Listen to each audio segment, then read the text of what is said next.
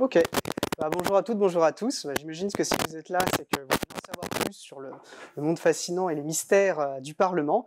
Et peut-être souhaitez-vous, vous aussi, vous lancer dans la grande aventure du plaidoyer politique pour faire triompher le logiciel libre et aller à la rencontre de ces créatures fascinantes que sont les députés et les sénateurs, sénatrices. En tout cas, voilà, merci. Merci de venir écouter cette conférence, modestement intitulée « Députés attraper les tous ». J'en profite pour remercier ma compagne, voilà, l'incroyable talent de dessinatrice pour cette vitraille. Bon, effectivement, hein, bien sûr, il ne s'agit pas littéralement d'aller attraper des députés, de les enfermer dans des petites cages portatives pour les faire s'affronter les unes et les uns les autres. Hein, c'est bien sûr figuratif. Le but, voilà, mon propos, ça va surtout être de vous présenter des tuyaux sur comment identifier des députés susceptibles de porter nos positions, de les convaincre, comment les approcher, comment les aider à monter en niveau et à évoluer sur les enjeux, comment entretenir de bonnes relations avec elles et eux, et puis pour in fine, finalement, surtout les pousser à agir. Alors, je vais parler de députés, d'assemblée, bien sûr, le propos reste valide pour les sénateurs et les sénatrices au Sénat, peut-être à quelques petites nuances près.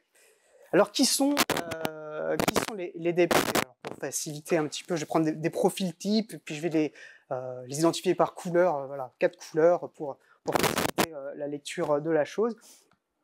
On peut déjà identifier le type rouge, les types verts qui vont avoir des affinités politiques.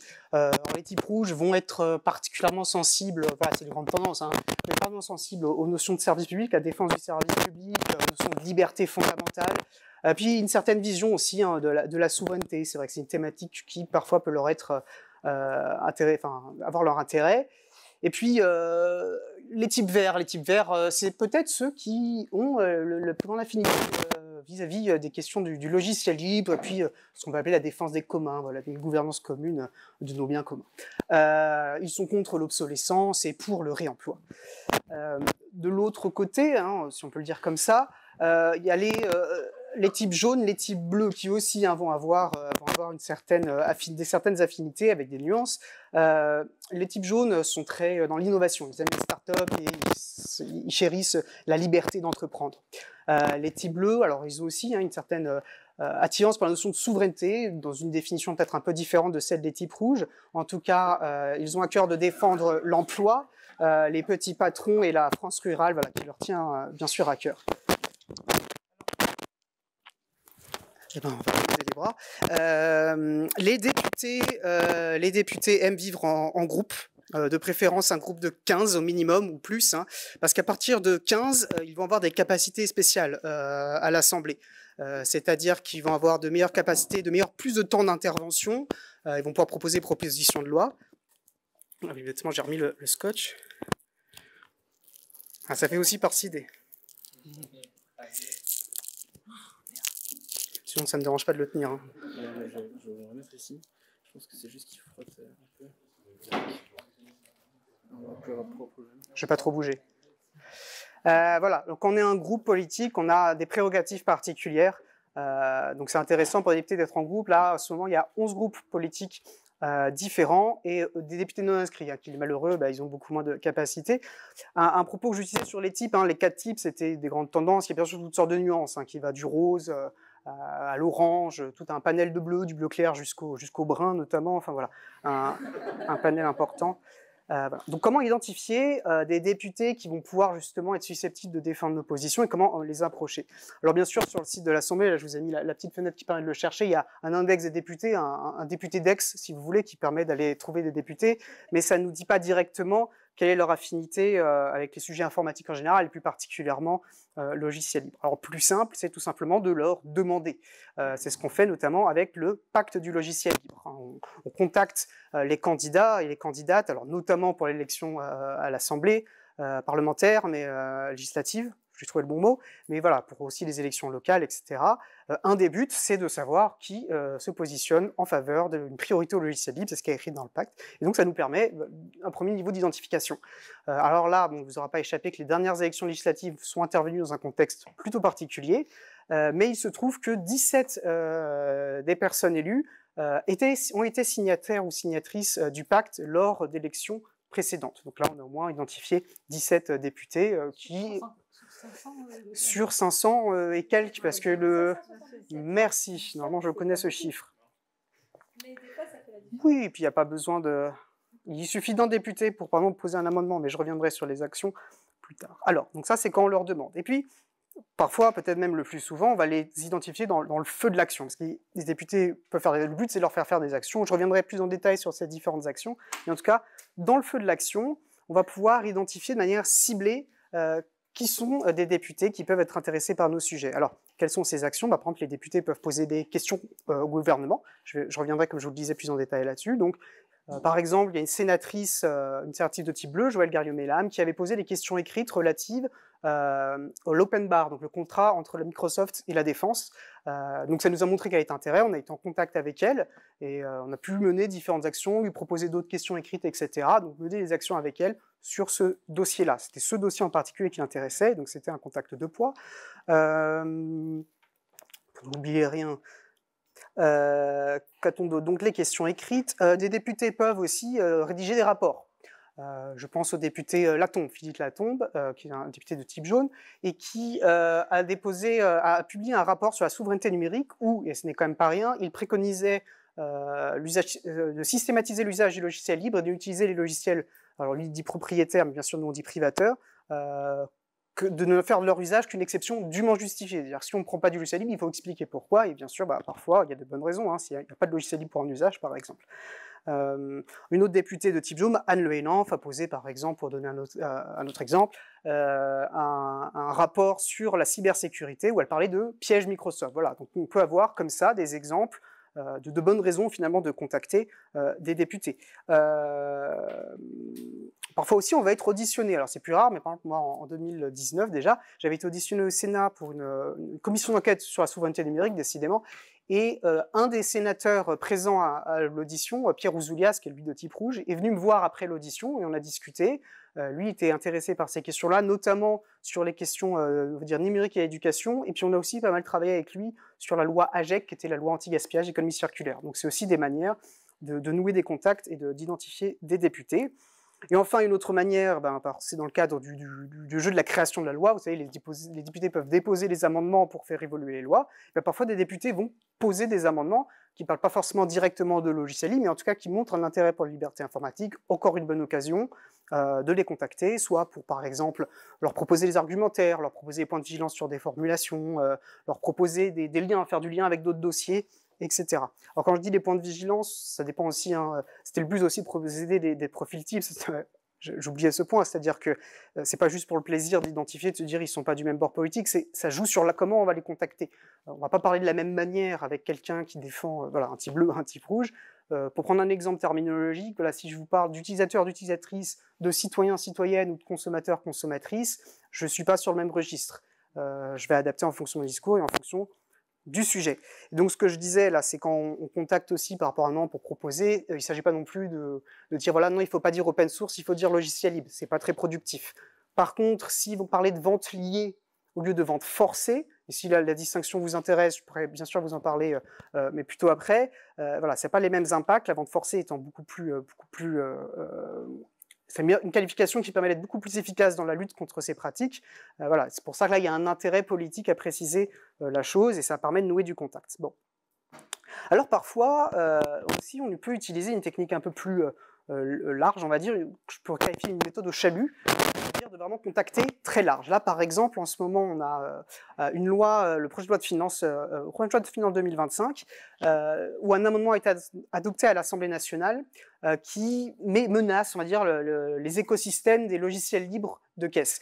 Alors, le sujet est assez complexe, pour ça je ne vais pas prendre, sinon il me faudra une autre conférence pour vous le présenter, mais je serai disponible pour en discuter pour les personnes que ça intéresse.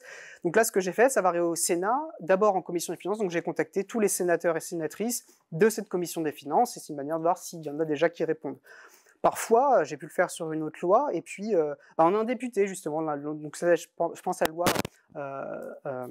loi Rennes, qui est réduction de l'empreinte environnementale du numérique, donc j'avais contacté beaucoup de députés pour proposer des amendements pour interdire les mesures de restriction d'installation. C'est un peu une formulation qu'on a proposée contre les systèmes type Secure-Boot. Et bien un député, Vincent Thiebaud, qui est type jaune, a été intéressé par cet amendement, il l'a repris, Alors ça a été d'abord adopté, puis un petit peu, comment dire, vidé de sa substance, mais en tout cas ça a aussi permis un contact. Parfois on ne gagne pas toujours autant qu'on veut, mais avoir ces contacts, faire que les débats vivent sur nos sujets, c'est toujours, enfin c'est pas juste ça de prix, ça fait partie en fait de la démarche. On est sur du temps long. Hein. Et aussi, quand on fait du chalut, le but, c'est parfois aussi juste de faire du bruit. Faire du bruit, c'est-à-dire vraiment se faire entendre. Là, je pense à une autre loi, la loi fondamentale. C'est une loi aussi sur laquelle on s'est engagé, parce que, alors, le député a décidé qu'il fallait il faut, sur les ordinateurs, il y ait un système de contrôle parental. Ça, on n'a pas d'avis là-dessus. Bon. Par contre, la manière dont c'était rédigé pouvait faire que ça interdise de fait la vente d'ordinateurs sans logiciel, d'ordinateurs vendus nus, sans système d'exploitation. Donc c'est là où on a contacté, et puis j'ai contacté beaucoup de monde, et j'ai été appelé à un moment par un collaborateur d'un député, et voilà, il me dit, voilà, j'ai des alertes qui me reviennent de partout, un peu, qu'est-ce qui se passe, et c'est comme ça qu'on a pu notamment aboutir à obtenir que les systèmes nus ne soient pas concernés par cette obligation. Et donc, une fois qu'on a contacté, il s'assure bien sûr d'entretenir la relation, c'est-à-dire faire la veille, leur proposer des actions. Quand on a des sujets qu'on sait qui les intéressent, les avertir. C'est pas toujours facile. Parfois aussi, il y a des députés qui ne répondent plus, mais en tout cas, voilà, il faut essayer de garder un contact. Et je vous parlais du pacte très intéressant pour nous. C'est-à-dire que il faut être référent sur un sujet, qui se disent, tiens, j'ai cette question. Je sais que l'April pourra peut-être m'épauler, ou en tout cas voilà, avoir un avis qui pourra m'intéresser. Et l'idée, c'est que voilà, moi j'ai le temps de le faire, je suis payé pour ça à l'April, donc je suis disponible toute la semaine sur 35 heures aux heures de bureau, donc c'est forcément plus simple, mais en fait on peut aussi le faire au niveau individuel, et c'est un peu le but du pacte, c'est que chaque personne peut contact avec un député ou un débatteur. Donc je veux dire, yes, Gnukan, vous pouvez être vous aussi, sans votre métier du plaidoyer politique, être référent ou référente d'une personne élue pour lui transmettre de l'information, pour lui transmettre des arguments. Alors voilà, maintenant on a identifié les députés, on a eu ce premier contact, et ben, le but c'est de passer à l'action. Alors il y a deux grands types d'actions, je vous ai les capacités, voilà, ce que font les députés. Le premier grand type, le moins connu on va dire, mais en tout cas c'est le contrôle de l'action gouvernementale. Donc je vous parlais une des premières capacités qu'ont les députés pour ce contrôle de l'action gouvernementale, c'est les questions. Alors, souvent, les questions écrites sont un peu plus intéressantes pour nous parce qu'elles sont plus détachées de l'actualité et elles permettent de poser. C'est pas grave. Sinon, ça grésille quand il est tenu. Comme quoi, les micros à main... C'est un peu mieux, oui. Voilà.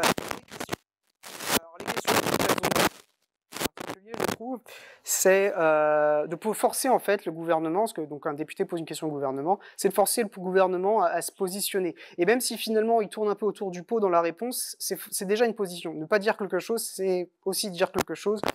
Et donc ça c'est intéressant. L'autre aspect intéressant, c'est que parfois là il y a des infos, il y a forcément des infos, forcément, il y a des infos dans les réponses qui vont nous permettre de clencher ce qu'on appelle une demande CADA. Une demande CADA, c'est une demande d'accès à des documents administratifs. Je vais prendre un exemple. Récemment, le député Latombe, dont je vous ai déjà parlé, a posé une question écrite au ministère du Travail, parce que le ministère du Travail utilise des services à distance de Microsoft, et utilise pour ça une dérogation, parce qu'il y a une circulaire qui normalement limite ça, et donc ils ont une dérogation, et le député a demandé un peu ce qu'il en était, et le ministère du Travail fait ça par une étude. Nous, on leur demande, elle est où cette étude, on veut la voir. Donc on a fini, ça a pris un peu de temps, plus que le délai légal, mais enfin bon, c'est le jeu.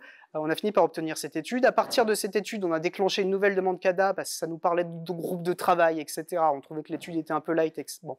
Et là, on l'a reçue très récemment, et ben, il va falloir que je me penche sur le sujet, qu'on la publie, qu'on en discute aussi en interne sur la liste atelier.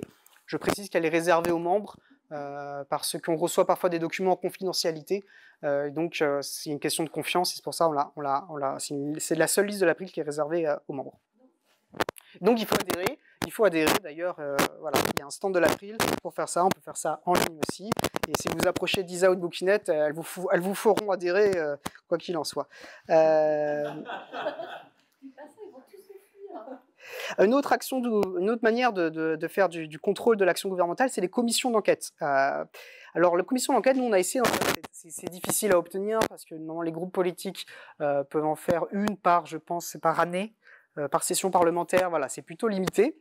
Nous, on a essayé d'en faire une, et ça, on a travaillé avec notamment la sénatrice dont je vous ai parlé, Joëlle Garriott-Mellam, pour avoir des informations sur comment s'est contractualisé la première fois le contrat entre la Défense et Microsoft, parce que pour les personnes qui connaissent un peu ce dossier, donc le premier a été fait en 2007, et on a des études qui montrent qu'il y avait un conseil d'experts militaires, des gens sérieux a priori, qui avait dit qu'il y avait un très grand risque à contracter de cette manière, et pourtant ça a été fait. Donc on se dit, bon, comment ça se fait qu'ils font le contraire des préconisations de leurs propres experts? Donc on a voulu faire une commission d'enquête là-dessus, ça n'a pas abouti. C'est dommage, mais à nouveau, c'est pas grave. En fait, quand on fait vraiment cette action, il n'y a pas d'échec en particulier. À chaque fois qu'en fait, on incrémente, on fait parler les sujets, on donne une visibilité, on ouvrit le débat, et en fait, c'est aussi comme ça qu'au fur et à mesure, on progresse. Même si on veut forcément que ça aille plus vite, et c'est clair que ça ne le va pas assez. Mais on avance. Alors ça, c'est pas grave. Eh bien, et puis, alors l'action reine, et c'est pour ça aussi qu'on veut attraper, capturer l'attention des députés, c'est l'action, voilà, l'arène législative. L'arène législative, elle... Celles et ceux qui ne sont pas forcément familiers de la chose, c'est quand une loi arrive, alors ça peut être projet de loi qui vient du gouvernement, proposition de loi qui vient d'un groupe politique, d'abord c'est étudié en commission, donc il y a plusieurs commissions, commission des lois, commission des affaires économiques, commission culturelle, éducation, voilà, en fonction de la thématique de la loi, discutée. Il y a un premier niveau de discussion à ce niveau-là, et ensuite c'est discuté en séance publique. Le travail en commission est très important, déjà parce qu'après il va être retravaillé, donc c'est une première chance pour faire avancer les amendements, et c'est presque là que se fait le plus gros du travail. Donc c'est vrai une étape très importante. Et il y a une personne clé aussi, donc ça c'est idéal quand on a son attention, c'est le rapporteur ou la rapporteure sur la loi. C'est lui ou elle qui va conduire les travaux, et donc voilà, elle va vraiment conduire les travaux. Donc son avis est d'autant plus important. Et je vous parlais de loi contrôle parental, le rapporteur, Monsieur Studer, on avait été en contact, on avait réussi à le convaincre. Et en fait, c'est parce que je pense qu'on avait réussi à le convaincre lui en tant que rapporteur que la loi, qu'on a obtenu cette exception pour les systèmes nus, parce qu'en fait, cette exception a été finalement introduite dans ce qu'on appelle la commission mixte paritaire. C'est d'abord le Sénat ou d'abord l'Assemblée, puis l'autre chambre qui vote. Si c'est pas procédure accélérée, voilà, ils votent chacun leur tour. Et après, il y a une commission à moitié sénateur, moitié député, qui va se mettre d'accord pour trancher, on va dire, les points de divergence. Et ben, c'est au sein de cette commission mixte paritaire qu'il y a eu cette exception écrite dans la loi, et c'est clairement parce que le rapporteur a accepté cette écriture. Donc, je vais essayer de faire un peu d'auto-réparation, si je peux. Est-ce que ça va? Ok. On va se dépêcher.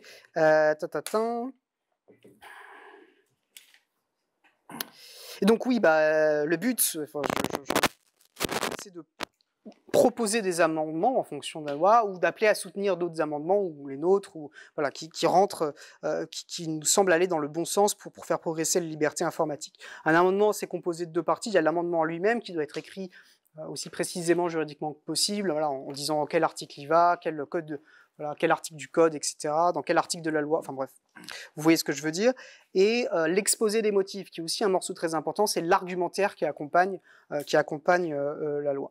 Alors, ça, quand on propose un amendement, nous, idéalement, on propose à la fois quelque chose qui est, selon nous aussi, juridiquement rigoureux que possible, et avec un exposé des motifs qui soit aussi rigoureux que possible. Ce qui fait qu'effectivement, alors que ça peut être par nous ou par d'autres, parfois des députés ou plusieurs députés peuvent avoir le même amendement, on se dit tiens, on leur écrit à leur place, ils préfèrent le boulot. En fait, ça fait partie du jeu normal. Je trouve qu'il n'y a pas de problème, en fait, à ce que plein de députés aient le même amendement. Le problème, c'est la transparence. D'où vient cet amendement?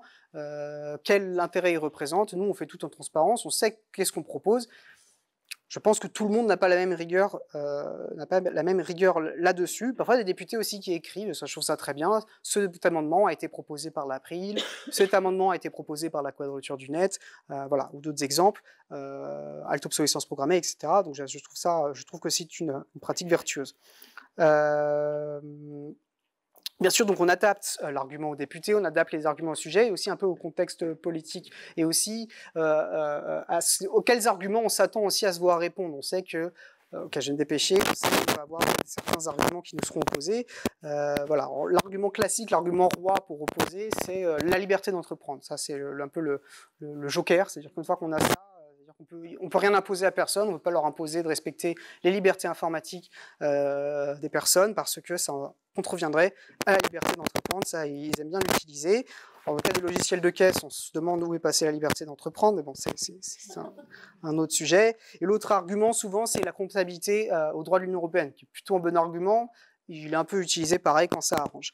Alors il y a un contexte politique aussi, c'est vrai que maintenant, et ça c'est rigolo, c'est-à-dire que maintenant le logiciel libre n'est jamais critiqué comme étant le truc pas... Voilà, le sérieux du logiciel libre est acté, et on se retrouve avec des situations où on aime bien le logiciel libre, bien sûr le logiciel libre, mais la liberté d'empreinte, etc. Alors ça je voulais vous proposer, je vais pas pouvoir montrer en entier, on va voir si on a le son.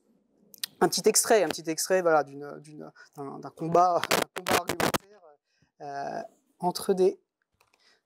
Donc c'est sur la loi sécurisée et régulée. On va voir si j'ai fait ici.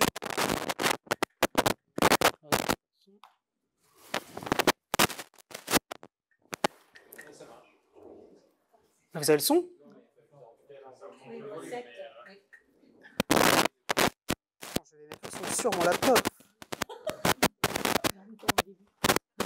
Si vous voulez continuer dans cette ligne, vous devez au moins vous conformer. Je vais remettre. Alors il y a les choses. Voilà. Donc là, combien il me reste de temps? Allez, on va faire vite. Je mets mon micro ou ça va être affreux? Merci Madame la Présidente. On essaye? Vous pouvez me dire. Hein. Prévoyez d'utiliser un logiciel D'accord. pour contrôler les cartes d'identité. Si c'est affreux, il faut me dire. Accéder au mécanisme et au fonctionnement de ce logiciel. Donc ça, c'est une députée verte qui débat. L'espace.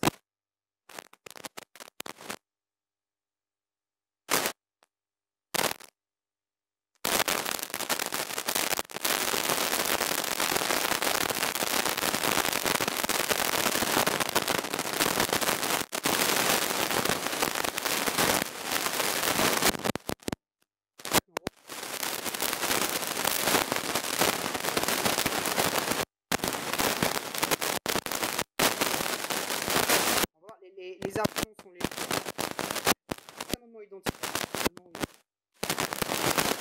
Amendement identique. Et puis on va écouter surtout les réponses qui sont faites. On va écouter le premier argument, puis les réponses.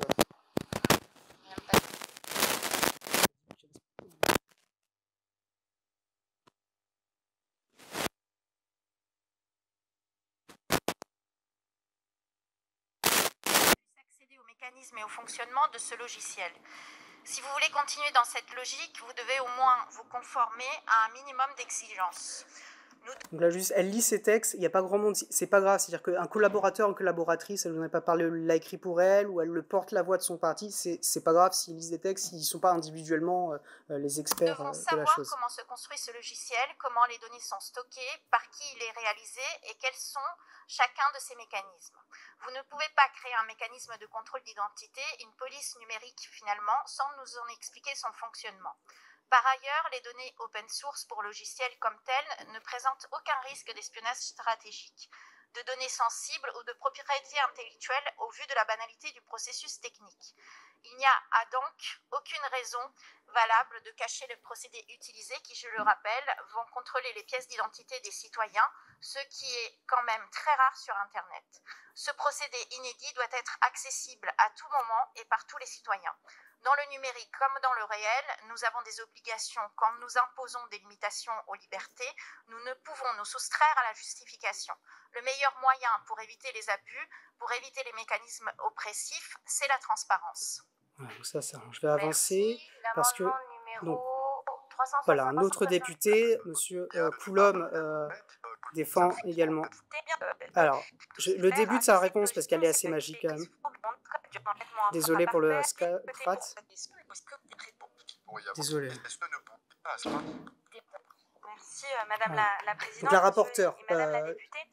Alors, ce que vous proposez est possible, c'est souhaitable, mais mais on ne souhaite pas faire en sorte qu'il y ait d'obligation. Voilà, donc c'est possible et c'est souhaitable. Voilà, donc on en fera ce qu'on veut, possible et souhaitable. Et je vais vous mettre juste la réponse de là, elle c'est la rapporteure sur une partie très spécifique du sujet, ensuite il y a le rapporteur général. Bon ça c'est du jargon un petit peu, mais elle est très représentative. Donc une autre intervention en défense de l'amendement. C'est pas toujours qu'il y a des réactions supplémentaires, c'est-à-dire que le sujet a finalement intéressé aussi. Et le rapporteur général a souhaité, ce qu'il n'était pas tenu de faire. Voilà, donc c'est Paul Midi, alors que voilà, la Quadrature du Net connaît aussi, je crois, pour d'autres positions sur l'anonymat notamment. On continue la discussion sur cet amendement. Deux points. C'est vrai que les pratiques d'open source sont des bonnes pratiques, et généralement qu'on aime bien. Et on espère bien que parmi la panoplie de solutions qui seront développées sur ces sujets, sur ces outils de vérification de l'âge, il y en aura qui sont en open source. Ce qu'a dit Madame la rapporteure, c'est qu'on ne veut pas le forcer pour limiter le nombre de solutions. Par contre, donner le choix aux concitoyens de choisir entre plusieurs solutions qui sont peut-être de diverses qualités, et peut-être que celles qui seront pas en open source seront... Donc voilà, après il y a l'idée. Donc là on a bien eu la liberté d'entreprendre, on dépolitise le sujet, il n'y a pas de rapport de force, il n'y a pas de problème de domination de certains éditeurs, de certains modèles, et puis voilà, donc la liberté de choix pour justifier de ne pas agir dans l'intérêt commun. Donc vous avez compris que cet argument tend à m'énerver,